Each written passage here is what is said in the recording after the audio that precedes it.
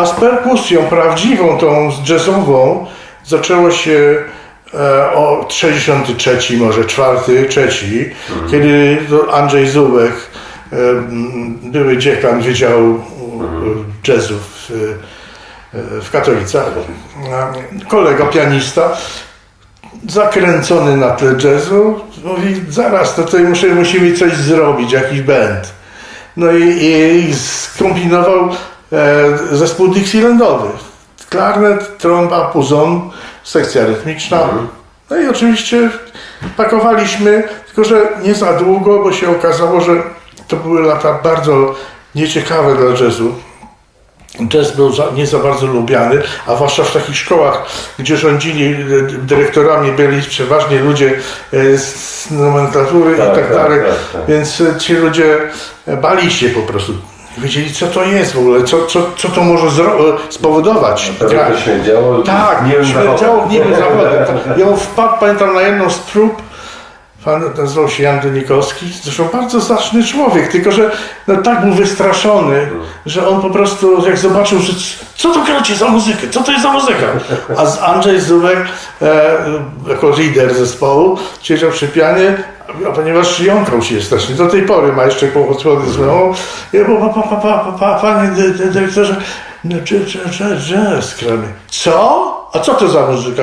No, amerykańska. Co? Amerykańska? A ja tak siedziałem sobie tu z kraja, zaraz koło tego pana dyrektora, który wszedł, i on do mnie da, Jankisz, masz stypendium? Ja mówię, no mam, panie dyrektorze, to już nie masz. I zabrał nam wszystkim stypendium. No i tak się to zaczęło, ale zakazany owoc, jak się okazuje, smakuje jeszcze bardziej.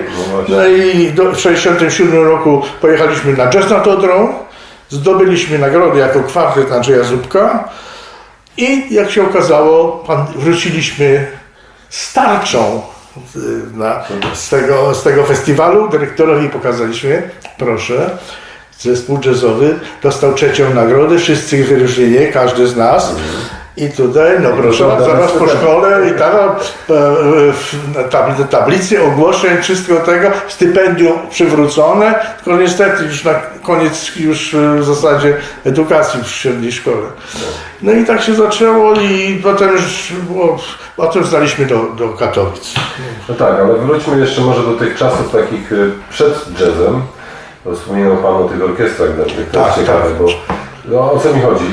Co Pana inspirowało w ogóle do tego, no bo wiadomo, że to był w pewnym sensie przypadek, bo zdawał Pan na akordeon, no dostał się Pan na perkusję, no ale potem już zaczęła być ta forma wyczucia rytmu, że miałem nieprawdopodobne poczucie rytmu, jak się okazało. Do tej pory gram i sobie radzę. Kwestia jest tego typu, co w tamtym okresie Pana inspirowało, jakby muzycznie? Nie miałem jakichś wzorców specjalnych poza tym, że uwielbiałem czeskie orkiestry, na przykład czeskie orkiestry uwielbiałem. Jak jeździłem gdziekolwiek, zresztą po tym, bo ojciec kochał bardzo te orkiestry. I ja ojcu przywoziłem kasety z Czech. Jak gdzieś się grał jakiś koncert, wtedy była Czechosłowacja. Jak się wracało, to ja zawsze prezent musiał być dla taty, bo nie było kasety po prostu wtedy były. Więc miał kasetowca i on sobie włączał i był tak szczęśliwy do tej pory, Panie Boże, daj mu Boże niebo. W każdym razie strasznie to cenił i dzięki temu ja w zasadzie gram, bo te orkiestry mnie wychowały jakby, ponieważ myśmy nie patrzyli, tata nie patrzył, jak słyszał tylko, że jakaś orkiestra gdzieś gra, gdzieś z oddali było słychać, zwłaszcza z soboty, gdzieś, bo kiedyś wesela były tak, że pierwszego dnia zawsze grała dęta orkiestra, zawsze. Bo w domach się odbywały wesele i na zewnątrz było podium zrobione, gdzie ludzie tańczyli, a obok podium siedziała orkiestra dęta w pełnym takim składzie, nie wiem, czy nie z 18 osób co najmniej. Także i to brzmiało, i to było słychać na całą miejscowość. Ponieważ urodziłem się w takiej niedużej miejscowości koło Bielska Białej, nazywa się Wilamowice i no to wtedy po prostu tam usłyszałem całe brzmienie, no i chyba to spowodowało, że jak ja się znalazłem w tej szkole nagle i muzyka przemówiła do mnie grałem z nimi, nawet potem już będąc uczniem, angażowano mnie do zespołów takich, bo mówiono tak, pierwszego dnia gra denta, a drugiego jazz, na to nam mówiono. Że drugiego dnia będzie grał jazz, czyli 5 gości grało. Grał facet, który grał na saksofonie altowym, drugi grał na puzonie wentylowym i trzeci na trąbce. I był akordeon z sekcji rytmicznej, akordeon i perkusja. Tak, i kwintet. Tak, jak tutaj też kwintet. I po prostu oni angażowali mnie, bo z perkusistą mieli jakieś kłopoty. No to ja tam wyczyniałem straszne harce na tych weselach, że ludzie przychodzili i mówili temu szefowi tego zespołu, że ten człowiek chyba z diabłem trzymał. Mówię, co on wyczynia na tych dętach.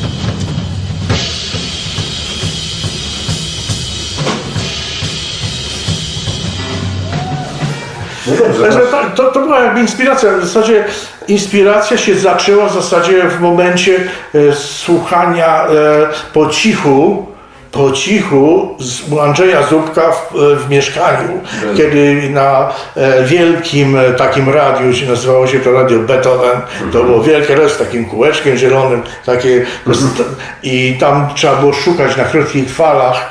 I jak się znalazło, było Willis Conover Jazz Hour, się nazywało Voice of America. Po prostu z głosu Ameryki była część programu poświęconego muzyce jazzowej i to był jedyny kontakt, że ja pamiętam, że słuchaliśmy Blue Train płyty, gdzie usłyszałem dwie solówki, jeszcze jedną solówkę i potem i koniec. I skończyło się po prostu. A potem może znowu jeszcze jakiś tak... Ja to zawsze wspominam, że te 10 minut na przykład wtedy tej muzyki, którą mówiłem o inspiracji, bo właśnie to wchodziło, tak weszło we mnie, że ja to do tej pory pamiętam te 10 minut tego Blue Train, pierwszej solówki Coltrane'a, potem Lee Morgan i tak dalej. No i po prostu i słyszałem nagle, że na perkusji się gra na hi-hacie na 2 i 4. Ja nawet tego nie wiedziałem, bo no, któż mógł to wiedzieć? Nikt nie mówił o czymś takim w ogóle. Nie mieliśmy zielonego pojęcia po prostu. Dopiero potem zaczęliśmy jeździć na festiwale Jazz Jamboree, jako uczniowie jeszcze. I tam na festiwalu Jazz Jamboree, to był prawdziwy kontakt z jazzem, cudowny, bo tam występowały największe gwiazdy. To ja pamiętam, zawsze wspominam, wszystkie pamiętam, w zasadzie od 66 roku byłem co roku byliśmy na właśnie tym. I tam się słuchało i wtedy tam można było zobaczyć zaraz, jak ten gość szczotką gra, a jak ten gość, czy jak ten hi-hat, a jak to, i to w ogóle, to jedyne było, to było cudowne, jedyne, a tak to nikt nie chciał powiedzieć nic. No tak, nikt nie wiedział. Nic, no może wiedzieli, ale nie powiedzieli. Jak przyjechałem po studiach do Warszawy, to pamiętam, że jeden z perkusistów tutaj w Warszawie działających pytał się go, słuchaj, ty mógłbyś mi pokazać, jak ty to robisz? No, bo ja miałem technikę nieprawdopodobną, tylko tą technikę trzeba było okiełznać i zobaczyć, coś z tym trzeba zrobić, poukładać. Nikt nie wiedział, co są paradidle, co są rudimenty, jak teraz są te ćwiczenia, wszystkie, to wszystko jest, internet, płyty.